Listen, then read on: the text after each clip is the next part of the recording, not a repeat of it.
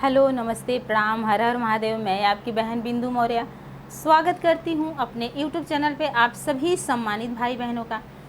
तो आज मैं एक छोटा सा और बहुत ही प्यारा नशे पे गीत लेके आई हूँ और ये गीत कैसा लगेगा आप लोग कमेंट के माध्यम से बताइएगा ज़रूर।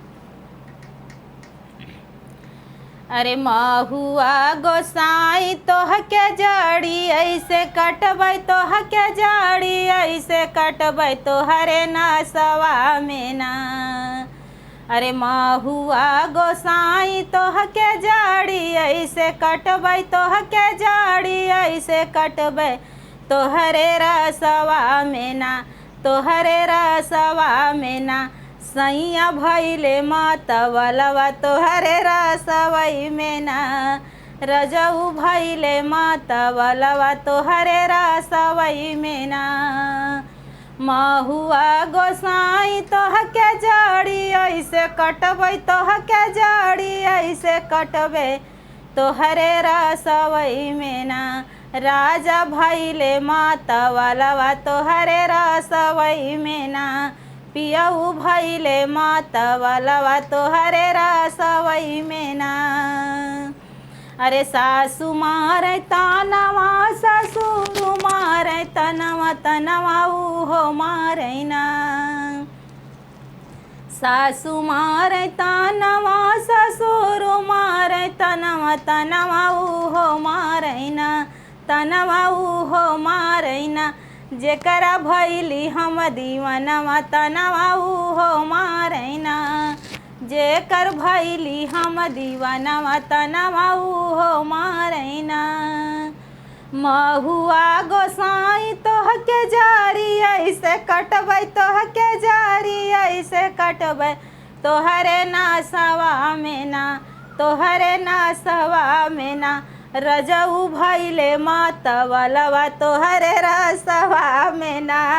पियऊ भैले मतवलवा तोहरे रसवा में ना।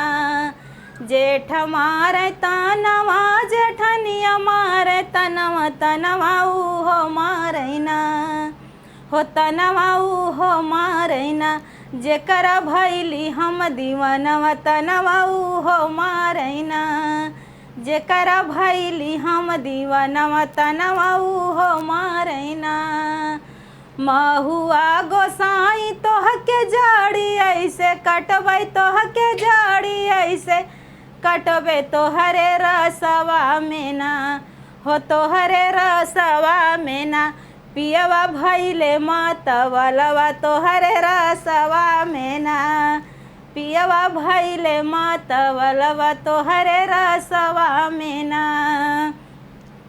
देवर मारे तनवा ननदिया मारे तनवा तनवा उहो मारै ना। अरे देवर मारे तनवा ननदिया मारे तनवा तनवा उहो मारै ना तनवा उहो मारै ना। जेकरा भैली हम दीवानवा तनवा उहो मारै ना।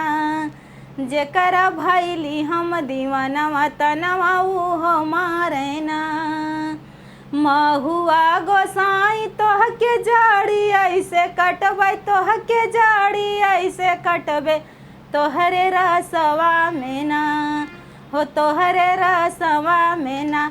पियवा भैले मतवलवा तोहरे रसवा में ना। पियवा भैले मतवलवा तोहरे रसवा में ना।